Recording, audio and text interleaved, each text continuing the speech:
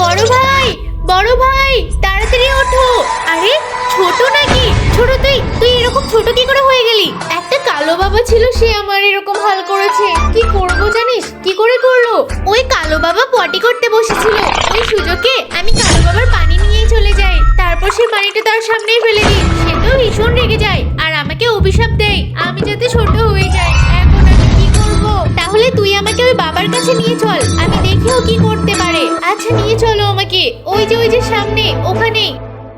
বাবা, যত দ্রুত সম্ভব তুমি আমার ভাইকে বড় করে দাও। তোর ভাই কি করেছে সেটা কি তোকে বলেনি?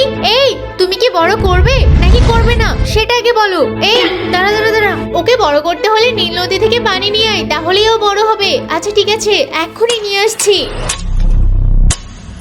কিন্তু তার আগে কোনটা তোমার কাছে বেশি দামি, এক বস্তা টাকা নাকি মা বাবা? যদি মা বাবা হয় তাহলে ভিডিওতে একটি লাইক করে চ্যানেলটিকে সাবস্ক্রাইব করে দাও, আর যদি না করো তাহলে আমি ভেবে নেব তুমি মা বাবাকে একদম ভালোবাসো না।